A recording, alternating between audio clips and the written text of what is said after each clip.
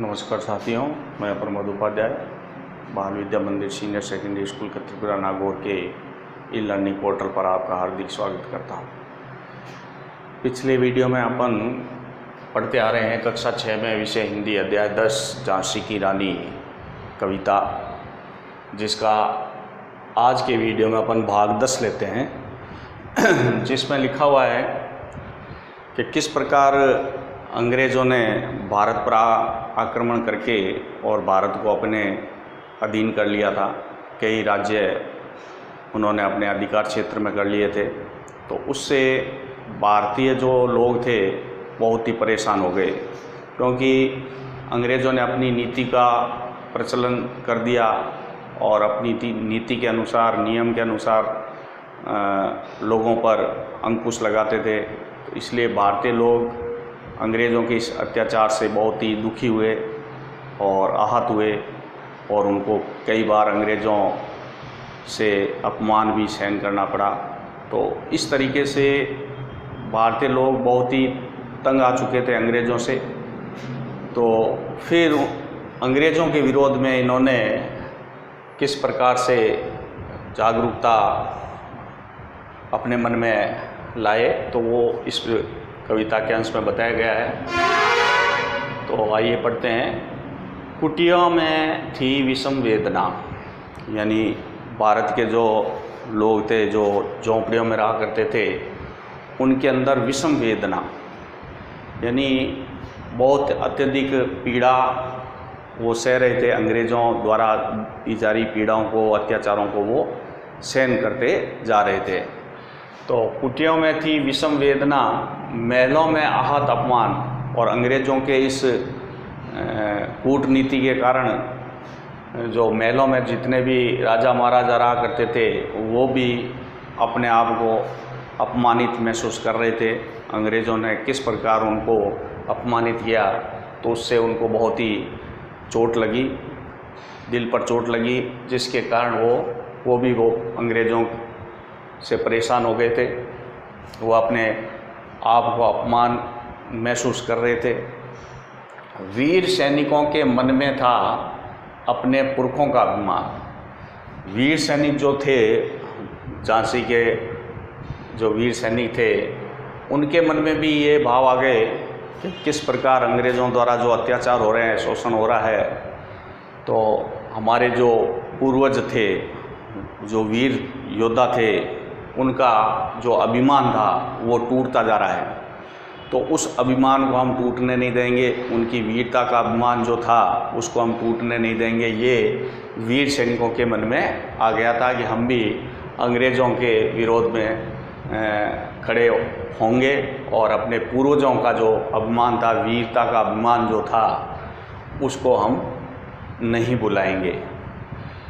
नाना दूदू पंत पेशवा जुटा रहा था सब सामान। तो उधर जो दूदू पंत बाजीराव पेशवा था, तो वो भी अंग्रेज़ों के इस अत्याचार से, शोषण से बहुत ही दुखी थे, पीड़ित थे, परेशान हो गए थे।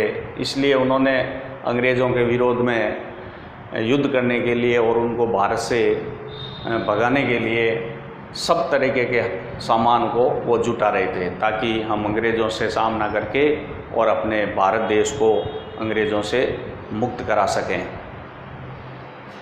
बहन छबीली ने रणचंडी का कर दिया प्रकट आह्वान, यानी बहन छबीली जो बाजीराव पेशवा की बहन थी, छबीली का मतलब यहाँ पर जो है झांसी की रानी लक्ष्मीबाई के बारे में कहा गया है कि झांसी की रानी लक्ष्मीबाई को छबीली कौन कहता था? पेशवा। तो वो उनकी बहन छबीली थी, मुँह बोली बहन छबीली थी। उसने भी रणचंडी का कर दिया प्रकट आह्वान, यानी रानी लक्ष्मीबाई ने भी एक दुर्गा माता का रूप लेकर और अंग्रेज़ों के विरोध में आ खड़ी हुई, और अंग्रेज़ों के इस अत्याचार और शोषण से वो भी बहुत परेशान थी। तो उसके कारण उन्होंने भी रणचंडी का रूप धारण कर लिया और अंग्रेज़ों के विरुद्ध हथियार लेकर खड़ी हो गई। हुआ यज्ञ प्रारंभ, उन्हें तो सोई ज्योति जगानी थी।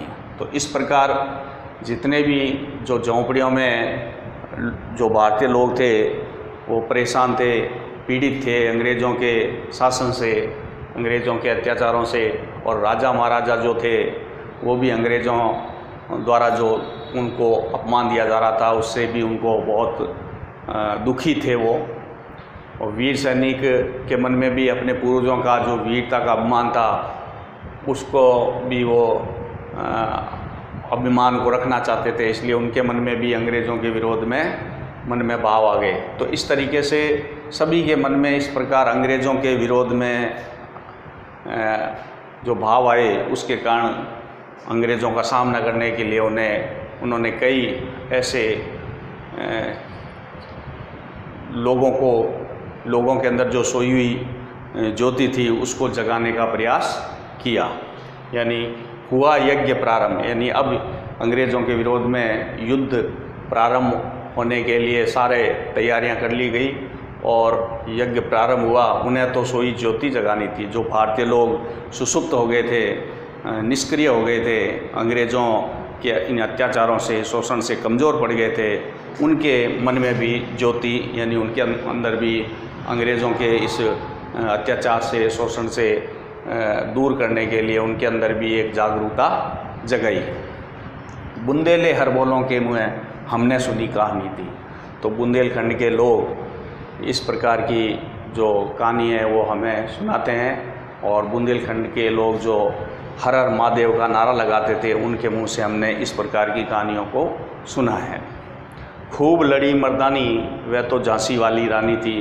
तो इस प्रकार जो अंग्रेज़ों का जो अत्याचार था भारत के अंदर, तो भारत को इन अंग्रेज़ों से मुक्त करना चाहते थे और अपने आप को आज़ाद करना चाहते थे। इसलिए झांसी की रानी लक्ष्मीबाई भी अंग्रेज़ों के विरोध में एक मर्दों की तरह उन्होंने उनका सामना किया और युद्ध किया। तो इस तरीके से ये इस अंश में बताया गया कि किस प्रकार अंग्रेज़ों से आहत होकर लोगों के अंदर एक जागरूकता पैदा हुई कि हमें भी अब आज़ाद होना चाहिए अंग्रेज़ों से, क्योंकि अंग्रेज़ों का जो अत्याचार है, वो शोषण है, वो बढ़ता ही जा रहा था। तो इस प्रकार उन्होंने एक ज्योति जगाना शुरू कर दिया और सब ने अपने मन में यही ठानी कि अब अंग्रेज़ों को भारत देश से भगाना है।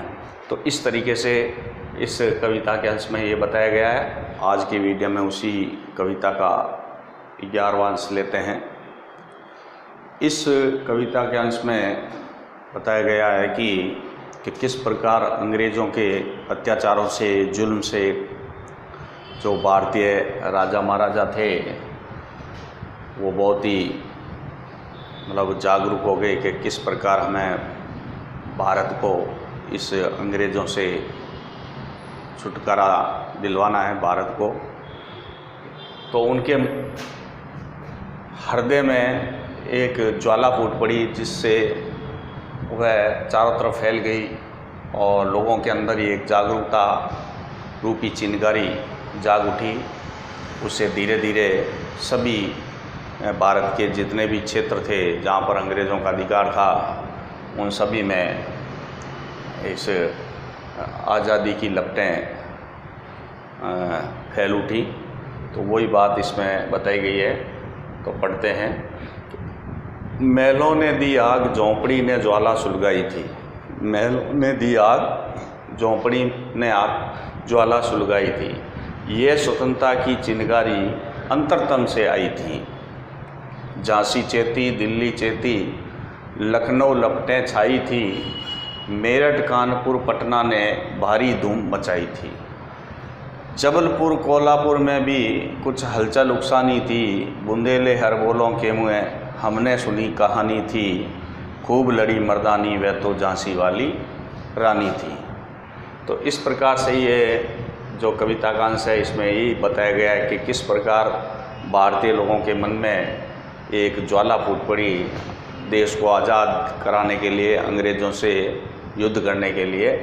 वो बात इसमें बताई गई है। तो महलों ने दी आग, यानी महलों के अंदर जितने भी राजा थे जो महलों में रहते थे तो उनके मन में एक आग का मतलब यहाँ पर है कि अंग्रेज़ों के विरोध में, अंग्रेज़ों के जो जुल्म हुआ करते थे उसके विरोध में वहाँ पर क्रोध छा गया और झोंपड़ी ने ज्वाला सुलगाई थी। और वही जो गुस्सा था अंग्रेज़ों के विरोध में, वही गुस्सा और देश को आज़ाद कराने के लिए जो मन में ठानी थी, वो फिर आग जो है झोंपड़ी तक पहुंच गई। यानी सामान्य लोगों के पास भी, जो झोंपड़ी में रहने वाले जो लोग थे, वहाँ तक पहुंच गई और वहाँ पे भी अंग्रेज़ों के विरोध में जागरूक हुए। ये स्वतंत्रता की चिनगारी, यानी ये जो स्वतंत्रता की चिनगारी थी, जो महलों से लगी थी, और वो धीरे धीरे पूरे जितने भी झोंपड़ी में रहने वाले जो लोग थे, वहाँ तक ये स्वतंत्रता की चिनगारी है वो पहुँची थी। तो ये स्वतंत्रता की चिनगारी अंतरतम से आई थी, यानी लोगों के हृदय से ये स्वतंत्रता की जो चिनगारी है वो फूट पड़ी, जो महलों से शुरुआत हुई थी और वो झोंपड़ियों तक पहुंच गई, और वहाँ से फिर झांसी चेती, यानी सबसे पहले झांसी के लोग जो थे वो अंग्रेज़ों के विरुद्ध में आ खड़े हुए। फिर दिल्ली चेती, यानी दिल्ली को भी इस स्वतंत्रता की चिनगारी लगने से चेतना आ गई, दिल्ली के लोगों को भी और झांसी के लोगों को भी। लखनऊ लपटें छाई थी, और लखनऊ में भी लोग जो है, लोगों के मन में जो है स्वतंत्रता की चिनगारी फूट पड़ी। मेरठ, कानपुर, पटना ने भारी धूम मचाई थी। मेरठ, कानपुर और पटना, इन सभी क्षेत्रों के अंदर अंग्रेज़ों के विरोध में काफ़ी लोग जागरूक हो गए थे और उनके हृदय में स्वतंत्रता की चिनगारी जाग उठी थी। यानी वो सोचने लगे कि किस प्रकार अंग्रेज़ों ने यहाँ भारत में आकर हमारे साथ जुल्म किया, अत्याचार किया, हमारे साथ शोषण किया। तो उससे वो बहुत परेशान हो गए थे, और इसी के कारण उनके अंतरतम, यानी हृदय के अंदर एक स्वतंत्रता की चिनगारी कि हमें भी अब अंग्रेज़ों से देश को आज़ाद कराना है और इनके जो जुल्म हैं उनसे हमें छुटकारा पाना है। जबलपुर, कोल्हापुर में भी कुछ हलचल उकसानी थी। तो जबलपुर और कोल्हापुर क्षेत्रों में, राज्यों में भी कुछ हलचल उकसानी थी, यानी वहाँ पर भी लोगों के अंदर एक जागरूकता लाने का प्रयास किया गया, ताकि अंग्रेज़ों के विरुद्ध युद्ध लड़के और अपनी जो स्वतंत्रता है उसको प्राप्त करा जा सके। यानी भारत को स्वतंत्र कराने के लिए जबलपुर और कोल्हापुर में भी कुछ हलचल मच गई थी लोगों के अंदर। बुंदेले हर बोलों के मुँह हमने सुनी कहानी थी। तो इस प्रकार कवियत्री कहती हैं कि हमने इस प्रकार की जो कहानी है वो बुंदेलखंड के लोग जो हर हर महादेव का नारा लगाते थे, उनके मुंह से हमने इस प्रकार की ये कहानी सुनी है। खूब लड़ी मर्दानी वह तो झांसी वाली रानी थी। और इस प्रकार भी हमने ये सुना है कि जो झांसी की रानी लक्ष्मीबाई थी, उन्होंने भी अंग्रेज़ों के सामने मर्दों की तरह युद्ध किया और खूब डटकर अंग्रेज़ों से युद्ध लड़ा। तो इस प्रकार ये कविता के अंश में बताया गया है कि अंग्रेज़ों के जो अत्याचार भारत पर हावी हो गए थे, शोषण लोगों को किया जा रहा था अंग्रेज़ों के द्वारा, और नए नए कानून लोगों पर प्रतिबंध लगाए जा रहे थे, तो उससे भारतीय जो लोग थे वो बहुत परेशान हो गए थे, और उस परेशानी से छुटकारा पाने के लिए अंग्रेज़ों के विरोध में वो आ खड़े हुए। उनके अंदर, उनके हृदय में एक स्वतंत्रता की चिनगारी फूट पड़ी थी। यानी वो स्वतंत्र मन के अंदर वो सोच रहे थे कि वो किस प्रकार अब अंग्रेज़ों से हमें छुटकारा मिले। तो वो एक स्वतंत्रता की चिनगारी सभी के हृदय में फूट पड़ी थी। तो इस प्रकार ये अलग अलग क्षेत्रों के अंदर धीरे धीरे सभी जगह ये स्वतंत्रता की चिनगारी की जो लपटें हैं वो छा गई थी, और अंग्रेज़ों से स्वतंत्रता और देश को आज़ाद कराने के लिए इस प्रकार की मन में ठानी थी। तो इस तरीके से ये कविता है, इसको नोटबुक में नोट कर लेना और इसको बार बार पढ़ना। बहुत अच्छी एक वीर नारी की कविता है, झांसी की रानी लक्ष्मीबाई, जो कि अंग्रेज़ों से युद्ध करते करते वीर गति को प्राप्त हो गई थी। अंत में आएगा कि किस प्रकार ये लड़ी थी और अपनी वीर गति को प्राप्त हो गई थी। तो आज के इस अंश में इसको आप नोटबुक में नोट कर लेंगे और अगला भाग हम अगले वीडियो में लेंगे। तब तक के लिए धन्यवाद।